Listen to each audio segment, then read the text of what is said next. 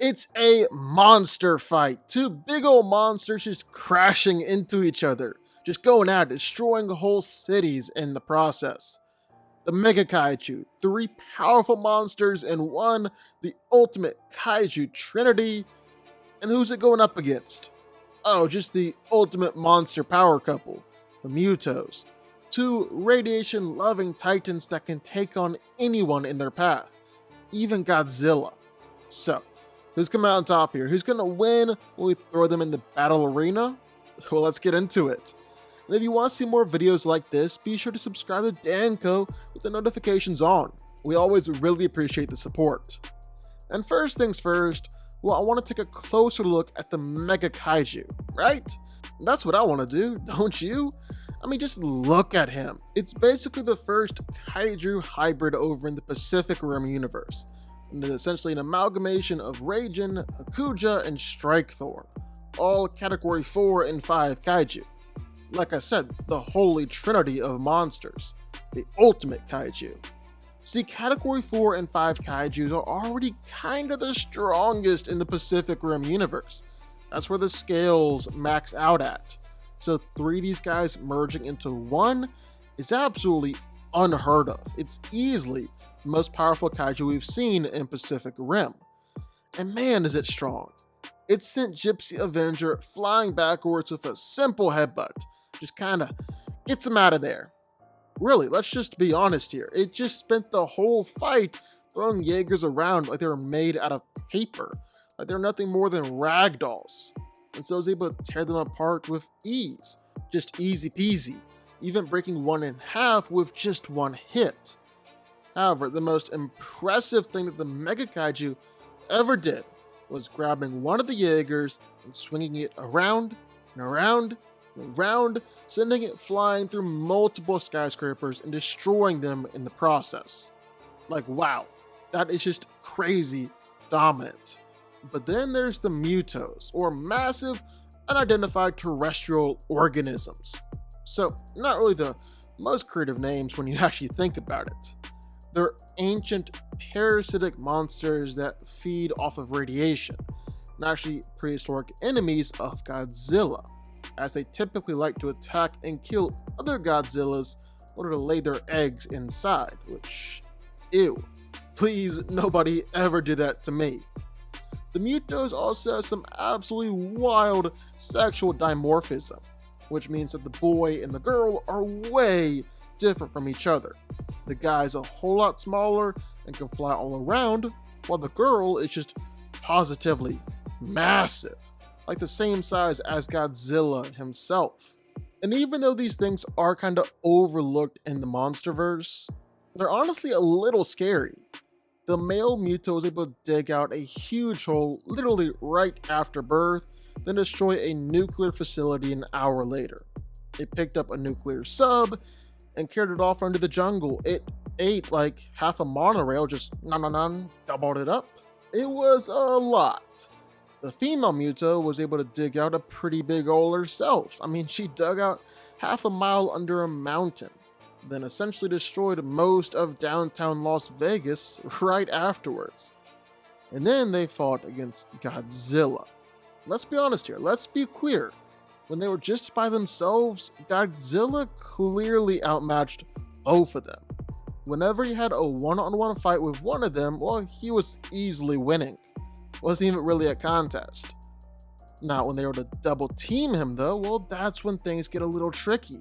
That's when the fight began to turn in the MUTO's favor. That's when Godzilla started to lose the fight. And that's what might be happening here too. I mean, it is gonna be a 2-on-1 fight. And that worked out real well against Godzilla. Like the novelization of the movie said that Godzilla had injuries so severe that you could literally see his bones poking through. And he lost 75% of his blood. 75%, that's a whole lot of blood. They're able to drag Godzilla around, stab Godzilla, take him down, do a body slam, have Godzilla on his knees. They did that to Godzilla, the king of the monsters. But here's the deal. I want to pause real quick right here and talk about weight. Talk about body image, what you see on that scale. More importantly, what the monsters see on the scale. Because the monsters' weights are real different in these two different universes. We don't have an exact weight for the MUTOs over in the Monsterverse, but some estimates around 40,000 and like 70,000 tons. So tens of thousands of tons. For the Mega Kaiju, 7,000 tons. The MUTOs could potentially weigh 10 times as much. It's like a featherweight versus a sumo wrestler. That just doesn't seem fair, right? So what if we just get rid of that part of the fight? What if we make their weights a non-issue? Equalize it, remove it, whatever. They're both the same size. I don't think we should allow the different scale numbers in the two universes to determine this fight. Let's let the actual feats decide. When it comes to actual feats, well, both of them are really, really tough. The MUTOs can take attacks from the military, no problem. It really only annoys them. Just kind of frustrates them as they get all shot up with bullets. Then obviously they can take attacks from Godzilla. And man, did they take some attacks from Godzilla. He threw them all around, he threw them through buildings, he really beat them up. The Fem MUTO was even able to take some blast from Godzilla's atomic breath. Like, granted she was hurt by them, was definitely dinged up, but was ultimately able to shrug them off. But here's the catch. Both the MUTOs were killed by Godzilla. They were injured and killed with some pretty simple attacks. Like the male MUTO, it was killed with one tail hit by Godzilla. One tail swipe. It was a tail swipe that only knocked over one measly little skyscraper along with it. With Mega Kaiju, was able to grab a Jaeger and swing it through buildings on buildings on buildings on buildings. If all it takes to put down the MUTO for good is this, well, I think Mega Kaiju can do that too. Granted, it took some attacks from Godzilla before this one, but still, I think Mega Kaiju has the same kind of power where it can deliver the same kind of finishing blow. The female MUTO might be a little bit tougher to take down. It took atomic breath straight down the gullet to do that. But if Mega Kaiju can kill the male so easily, well, that's still a pretty big deal. That still evens out the fight in a major way. The thing is, Mega Kaiju isn't just super strong, he's also super tough. The dude's got a pretty thick hide, and it's gonna help him a lot in this fight.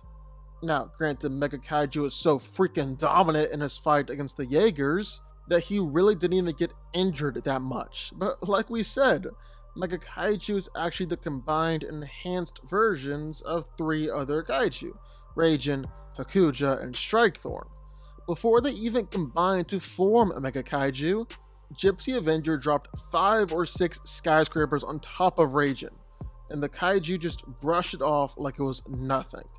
In fact, Raijin is a Category 5 Kaiju, which we've seen guys in this category survive a nuclear blast before.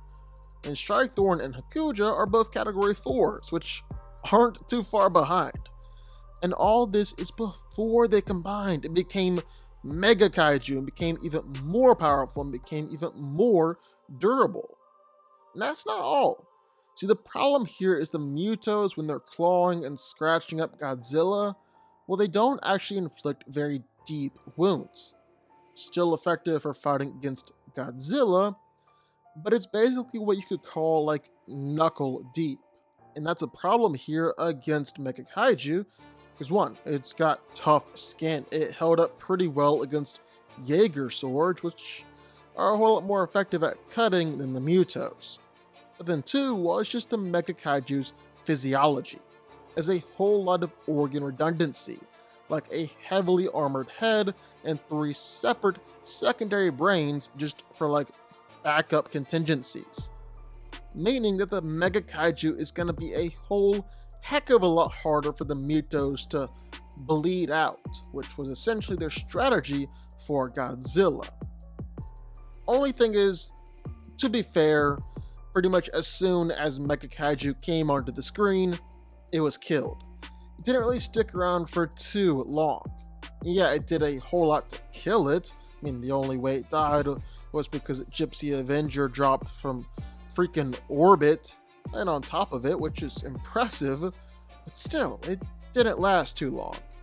But are the MUTOs really going to be replicating that kind of attack? Like, really? And even if they are they going to be able to do it as easily as Mega Kaiju can replicate this attack? Yeah, I guess that's the real question. Here's the bottom line. The MUTOs were able to fight against Godzilla. Like, seriously, they were able to fight against Godzilla. King of the Monsters, a guy who should be way out of their weight class, is way out of their weight class, but they still gave him a good fight. How'd they do that? Well, they had a pretty good strategy when it came to whittling Godzilla down, avoiding his trump card attacks. Godzilla can't really reach them with its stubby little arms. They're basically the paper to Godzilla's rock. Problem is, Mega Kaiju is not rock. This is just not a good matchup for the MUTOs in terms of abilities. I mean, for starters, Mega Kaiju can actually just reach up over its head, so look out. You try and fly all around its face like with Godzilla, and Mega Kaiju is just gonna grab you and fling you into the next town over. And it's really fast, and used to dealing with fast, agile robots, so don't act like the Mega Kaiju can't do this. Plus, with all those spikes and everything on its back, that can't work out too well for the MUTO's swoop and attack strategy. And the Mega Kaiju also has what I like to call its superpower. Basically, it's got this crazy cool power to take kinetic energy, so the energy from any punch, any kick, any attack, take in all that energy, absorb it, then redirect it and send it back out. Essentially, it can turn your own attack against you. And that can actually be pretty devastating. And if the MUTO's main strategy is just to wear their enemies out and slowly beat them to death, well, that's like the worst idea here. For starters, you're just not going to be able to do too much damage because you can't reach any of the vital stuff. And probably more importantly, well, it's really just giving lots of opportunities to charge Mega Kaiju up. I mean, this is an energy absorber. If your strategy is just to hit it with a lot of small attacks, well, you're just asking for trouble. You're just asking for all that to be redirected right back at you. So, end of the day, well, while the MUTOs are a pretty good match against Godzilla specifically, I wouldn't say they're a good match against all Kaiju. And they're in for a rude awakening here.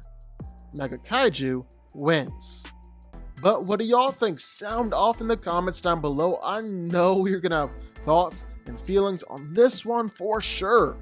If you stuck around this long and made it to the end of the video, that's amazing. Thank you so much for watching and for supporting us. And if you want to go subscribe, well, go subscribe.